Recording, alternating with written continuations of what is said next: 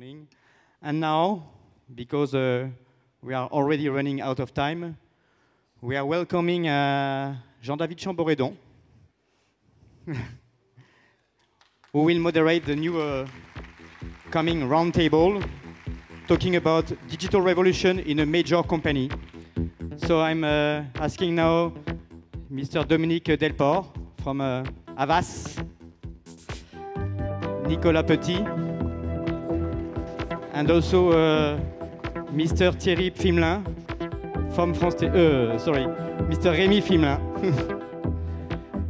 France Télévisions. So now, Jean-David, the stage is yours.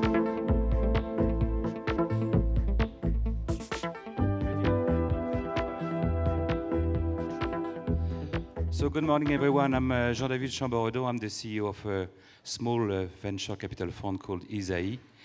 As you can see, in France, we have a lovely woman speaking perfect English, and then a terrible male speaking with very deep French accent. We will conduct this panel in French, so for those who are not equipped, it's time to be. We will talk about digital transformation, but because we are at France Digital Day, we will talk about digital transformation, including startups, involving startups. We are waiting for the CEO of France Télévisions, so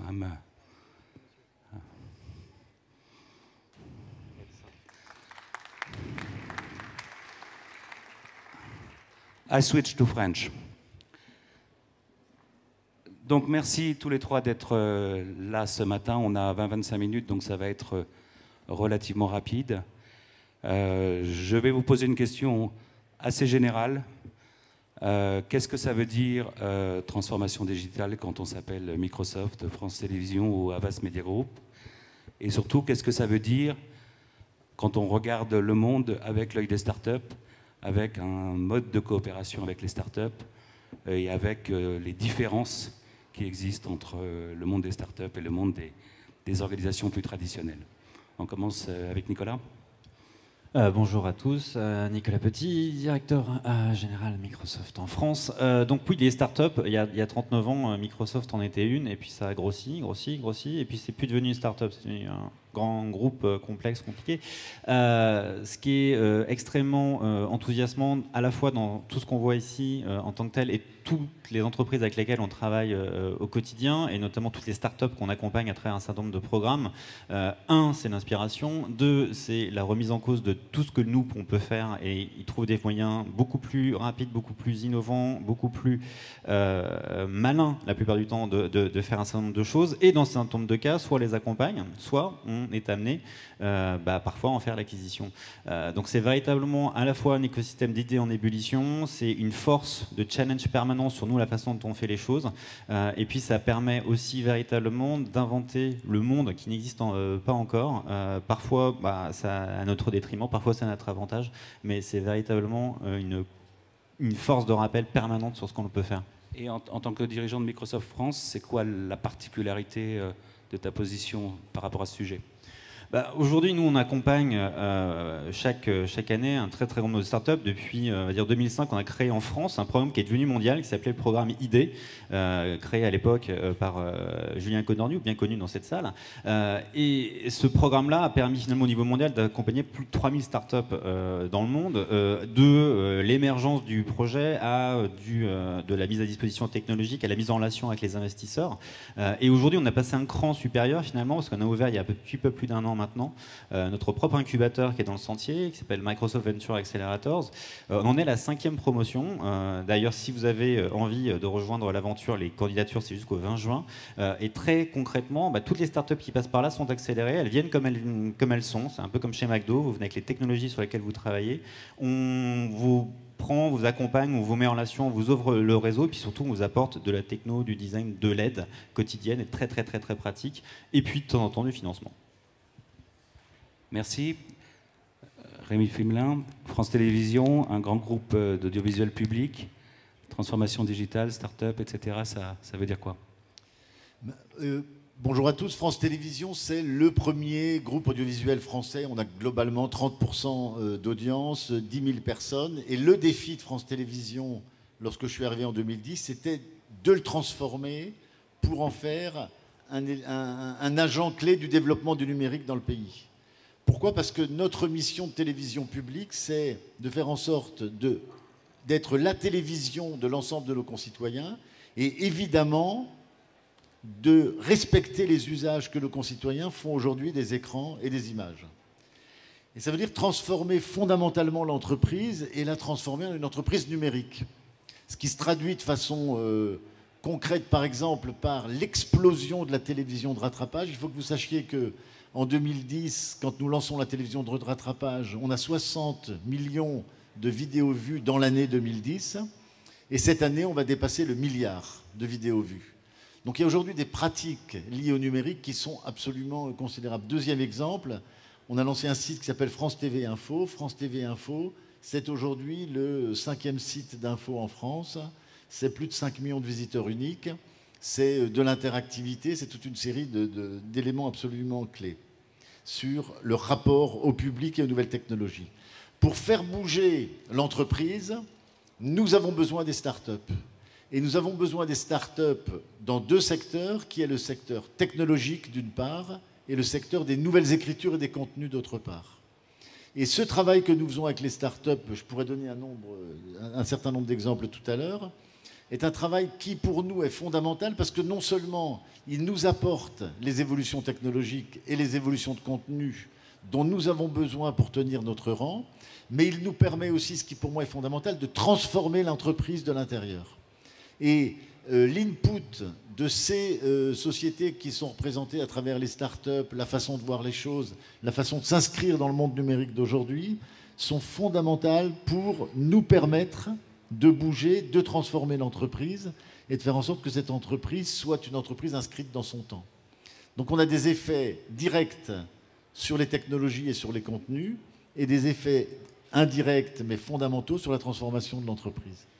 Alors sur les éléments technologiques, je pourrais vous donner toute une série d'exemples, mais vous dire par exemple que nous avons lancé une application Salto qui nous permet, lorsque vous voyez un programme en cours, de le redémarrer au début, et ça nous l'avons fait avec une start-up. Nous avons travaillé sur toutes les applications deuxième écran, enfin toute une série de choses que je pourrais détailler tout à l'heure, mais c'est aujourd'hui fondamental pour nous de pouvoir, avec nos départements numériques et nos départements de nouvelles écritures, s'appuyer sur la dynamique des startups que nous faisons quotidiennement.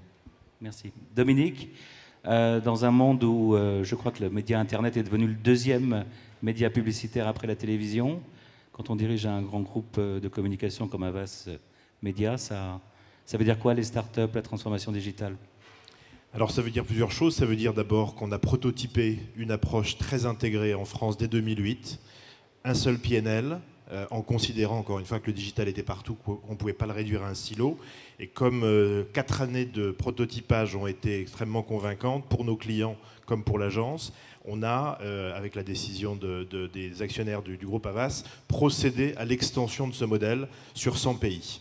On a fait ça en décembre 2012, on a fait partir quelques CEO, parce qu'il fallait transformer entièrement l'entreprise. Donc il y a 6 CEO qui sont partis quand même la même semaine, de façon très respectueuse, mais enfin ça n'arrive pas tous les jours. Qu'est-ce qu'ils avaient fait de mal ? Non, c'est-à-dire qu'il y a un moment donné où il faut aussi decimate to create, quoi. C'est-à-dire qu'il faut amener du sang frais. Et tout à l'heure, notre secrétaire d'État parlait de hacker le système. Voilà, on a hacké le système. Et donc on a transformé et amené l'énergie, je crois, des startups au cœur du système Havas Media, qui a vécu une transformation radicale, qui a été, encore une fois, marqué par le lancement de projets autour de l'innovation, un lab qu'on a créé à Los Angeles qui s'appelle Sillywood, donc When Silicon Valley Meets Hollywood, avec une présence complète dans un incubateur qui est à Santa Monica. On vient de créer le deuxième en Israël, à Technion, qui est une seconde université exceptionnel et partenaire d'Havas. Et puis on est en train de monter le 3e lab en Corée, à Séoul, avec la Seoul University,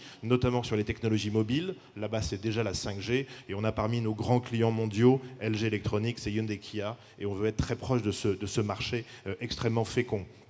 C'est également de l'acquisition, on y reviendra peut-être tout à l'heure. Je prendrai un exemple qui est MFG Labs, société créée par Pierre-Louis Lyons, Jean-Michel Lasserie, donc médaille Fields de mathématiques. On a une formidable école mathématique en France. On a d'ailleurs lancé avec Dauphine une chaire autour de l'économie des nouvelles données qui regroupe toute l'école française des mathématiques, de l'IX en passant par le Collège de France, par PCS, etc. Parce que aujourd'hui notre métier est de plus en plus drivé par des algorithmes. Donc quand il s'agit de Google, eh bien, c'est PageRank, Facebook c'est EdgeRank, Twitter c'est tout ceci, ce sont des algorithmes qui permettent des interactions avec des millions d'individus et de consommateurs, mais de façon encore une fois très individualisée. Donc on a besoin en tant qu'agence média au niveau international de maîtriser ces algorithmes et d'être en capacité de nourrir nos data management platforms avec des algorithmes que l'on va écrire un peu à dessein pour nos principaux clients.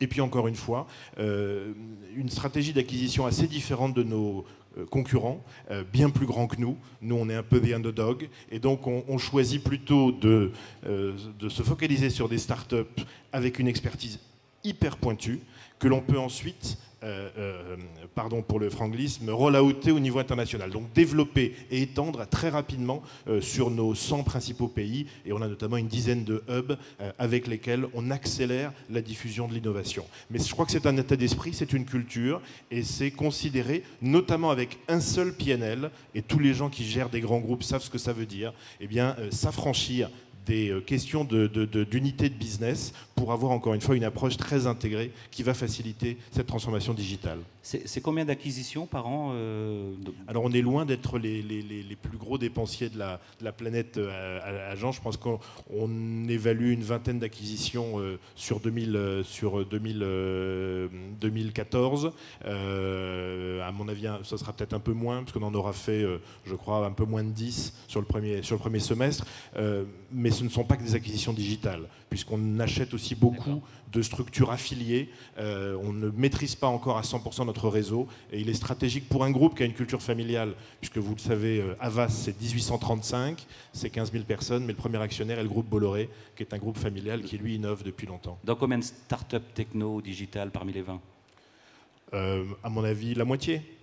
Donc là, on a annoncé il y a une semaine, c'était une start-up, mais pas techno, c'était une agence digitale, Workclub, qui est l'une des meilleures agences digitales en Angleterre, qui vient de nous rejoindre. On avait fait l'acquisition aussi d'Elisa DBI, qui est là une start-up beaucoup plus pointue en Espagne et en UK, qui travaille beaucoup sur les méthodologies Adobe notamment. Et pas de start-up française ? Start-up française MFG Labs, c'était la dernière. On est assez lent en acquisition. C'est-à-dire qu'on a un peu tendance à faire notre due diligence pendant le temps de discussion, et ça dure parfois 1 à 2 ans.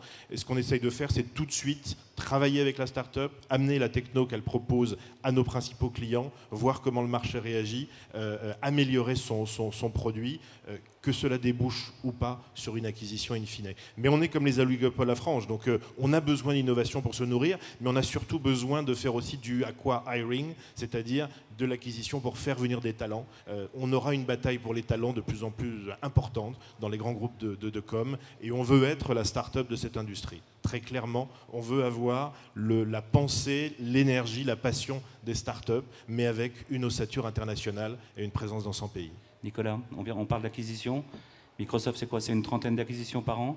Oui, c'est une trentaine d'acquisitions par an, très régulièrement en France, puisque sur les 4 dernières années, on a fait 5 acquisitions en France. La dernière, il y a encore 10 jours, parce qu'on a fait l'acquisition, on a annoncé l'acquisition de Captain, qui est une toute petite boîte. Dominique parlait de l'excellence de l'école mathématique et analytique en France, c'est complètement le cas. Et donc on a fait l'acquisition de Captain, qui est une entreprise de 6-7 personnes qui est vraiment spécialisée dans l'analytics et le mobile. Donc à la fois pour faire du marketing ultra ciblé, mais aussi de la big data mobile et de l'algorithmique derrière. Donc ça, c'est vraiment des acquisitions fondamentales. On avait acquis aussi Motion Bridge sur le search mobile ou MusiWave sur la partie musique mobile. Donc on voit finalement que nous, on regarde les acquisitions, et notamment les acquisitions en France, de manière très décentralisée. Lorsqu'on voit vraiment des entreprises qui ont un fantastique potentiel, qui ont des atouts qui sont extrêmement complémentaires, qui sont très fortes là où nous on ne l'est pas, d'abord on les accompagne. Je parlais tout à l'heure du programme Bisparck qu'on a lancé au niveau mondial en 2008. Si on regarde les entreprises qui sont peu ou prou passées en France par ce programme-là, on retrouve Litchi, Captain Bad, Dash, Criteo, News Republic, Talentsoft, etc. On n'est pas les seuls derrière ça, naturellement. On a juste été un petit accompagnateur de ce chemin parmi de nombreux investisseurs, de nombreuses personnes qui ont aidé ces entreprises à grandir. Mais quand on regarde vraiment le spectre de sociétés qu'on a eu l'occasion d'accompagner directement, indirectement ou in fine avec de la prise de capital, c'est vraiment un moteur clé pour nous, à la fois de l'innovation puis l'innovation culturelle derrière dans l'entreprise. Quels sont les secteurs où Redmond t'a dit faut regarder, si vous trouvez des choses bien, parlez-nous-en. On regarde là aussi où le secteur français est vraiment très très très fort. On a, à mon sens, modestement, trois vraiment forces quand même en France. On a une très grande force dans les réseaux et donc dans le mobile. Il y a très très très belles entreprises qui sont développées mobile first et qui ont fait des choses absolument exceptionnelles au niveau mondial. On a une deuxième grande force vraiment qui est dans le domaine effectivement de l'analytique et de la data. On sait tous qu'on a un nombre de médailles Fields ou de prix Nobel en physique qui sont absolument phénoménaux. Cette culture-là, elle est fondamentale. On a de plus en plus de doctorants qui finalement ne finissent pas nécessairement leur thèse, vont créer leur entreprise et ensuite trouvent des financements publics-privés sur lesquels on essaie d'intervenir de manière intelligente. Et puis le troisième grand domaine, c'est l'advertising aussi. Fondamentalement, on regarde, le succès de Criteo en est un parfait exemple, mais il y a aussi énormément d'innovation sur ce terrain-là en France. Dominique, vous faites du corporate venture chez Havas, en direct, en indirect, ou pas encore, ou jamais? Jamais. Je ne sais pas. Ce qui est certain, c'est qu'on est dans la logique de créer des assets long terme. Ça, c'est sûr. Et encore une fois, il y a une très forte culture d'innovation qui est liée au groupe Bolloré. On ne va pas se cacher derrière cet apport qui a été absolument stratégique en 2005, puisqu'encore une fois, ce groupe d'à peu près 13 milliards d'euros est un groupe qui n'arrête pas de multiplier les diversifications. Et aujourd'hui, les diversifications sur l'énergie storage sont considérables. Tout le monde parle d'Elon Musk. Mais regardez ce qui est en train d'être fait, non seulement à Paris, avec Autolib, mais bientôt Londres, Indianapolis, Singapour, mais aussi tous les projets en Afrique qui amènent avec des batteries, des panneaux solaires, et on crée, venu de nulle part, des hôpitaux, des écoles, où on transforme des voies ferrées. C'est encore une fois un leapfrogging qui est passionnant sur un marché, Rémi en sait quelque chose, le marché de la francophonie, qui va être énorme pour beaucoup d'entreprises, notamment d'entreprises de contenu. Et je pense qu'on a tendance à sous-estimer l'impact à 20-30 ans de la francophonie sur l'ensemble du business des contenus et des idées et du savoir. Pour répondre à ta question, je pense qu'aujourd'hui, on a une approche qui est une approche assez itérative, qui n'est pas structurée. On n'a pas lancé de fonds, on a été, encore une fois, parce que, encore une fois, Havas est en transformation.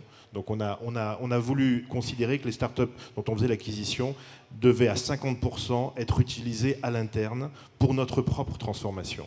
Je prends l'exemple d'MFG Labs.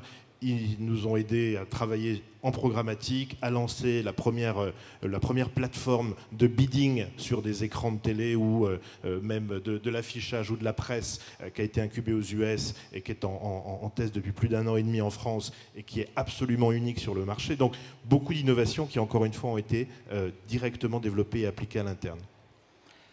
MFG Labs, ça a l'air d'être une belle histoire de coopération. Rémi Pfinlin, une belle histoire de coopération entre France Télévisions et une start-up. Deux belles histoires peut-être. La semaine dernière, on a fait une première mondiale qui est de diffuser, c'était à Roland-Garros, de la très haute définition, de la Ultra HD, qui est la 4K, sur les réseaux hertziens et sur le satellite. C'était une première mondiale. Et on l'a fait grâce à la collaboration vraiment intime avec deux start-up, BeBright et Altem, qui nous ont permis de travailler sur l'encodage de ce signal pour le diffuser. Et c'est donc avec ces deux startups que nous avons pu le faire. Et puis une autre histoire qui est liée au contenu, puisque on a bien ces deux facettes. Nous avons lancé l'an passé des documentaires avec Christophe Nick, qui est un grand producteur en termes de création dans ce pays. Ces documentaires sur les générations de jeunes adultes, ces générations qu'on a du mal aujourd'hui à capter, la génération quoi. Et nous avons travaillé avec Upian, une start-up qui nous a aidés à travailler sur une plateforme qui était une plateforme qui permettait de sonder, d'interroger ces jeunes adultes autour d'un questionnaire qui a été conçu par Upian, extrêmement dense, avec plus d'une centaine de questions, qui permettait de faire ce portrait de cette jeune génération. Et là où nous attendions quelques milliers ou peut-être quelques dizaines de milliers de réponses, nous avons eu 350 000 réponses. Et ces 350 000 réponses, c'est devenu un phénomène, parce que c'est un matériau incroyable pour les sociologues, au point que Le Monde en a fait sa une avec des analyses, qu'il y a eu des réunions à tout niveau. Et cette histoire qu'on a écrite avec Upian est une histoire qui non seulement nous a permis d'utiliser cette plateforme numérique qu'ils ont conçue avec nous, mais aussi de nous situer au cœur de cette génération et des préoccupations de cette génération, qui est un de mes objectifs stratégiques. Mais l'histoire ne s'arrête pas là, parce que je suis allé avec Génération Quoi et Upian voir tous mes confrères européens au sein de l'Union européenne des télévisions, à Vienne il y a 15 jours, et ça a été adopté, et nous allons maintenant avec Upian développer ce modèle au plan européen et essayer de faire émerger la Génération Quoi européenne. Et voilà, c'est donc France Télévisions avec une start-up formidable qui a réussi à développer ce projet. Très jolie histoire. Nicolas, on va te laisser le mot de la fin. La belle histoire entre Microsoft France et une start-up. Il y en a plusieurs. Hein, même si la plus belle histoire, alors. Si on remonte un peu, historiquement, on a été un des premiers investisseurs dans Facebook, par exemple, et on reste d'ailleurs une petite start-up française. Plus de petite start-up française. Mais là, la dernière très très belle histoire, c'est Youmiam. Youmiam, c'est première promotion de Microsoft Venture Accelerators, donc à Paris. A fait sa première levée de fonds. Youmiam, c'est peut-être la nouvelle façon finalement à la fois de découvrir de nouvelles recettes de cuisine, de les partager, de les mettre en œuvre. C'est vraiment mobile first, super centré sur le design. C'est une très très belle histoire. Première levée de fonds, investissement, ça va commencer à croître, commencer à grandir, commencer à grandir aussi à l'international. On est vraiment ravis de voir cette histoire s'écrire dès le début avec nous sur l'accélérateur. Et la synergie entre Youmiam et Microsoft, c'est quoi? La synergie, c'est ça se fasse autant que faire se peut sur nos technologies, mais même indépendamment de ça, toute l'inspiration qui est apportée par les startups au sein de l'accélérateur, nous, ça nous permet aussi de voir de nouvelles façons de développer, d'aller faire effectivement du gros hacking, la façon dont on code, la façon dont on peut faire des choses différentes dans les business models. Donc il y a l'intérêt technologique direct pour nous, mais surtout l'intérêt de travailler avec des gens qui ont un regard très différent. Nous, ça nous a permis aussi de travailler avec des startups, de passer de 3 ans pour développer un nouveau Windows à 6 mois. C'est aussi ça, l'impact très très très pragmatique des startups. Ce sera une conclusion, grâce aux startups Microsoft, mais moins de 6 mois à réaliser Windows. On va s'arrêter là, parce qu'on me fait signe que c'est fini. Je vous remercie. Thank you, everybody.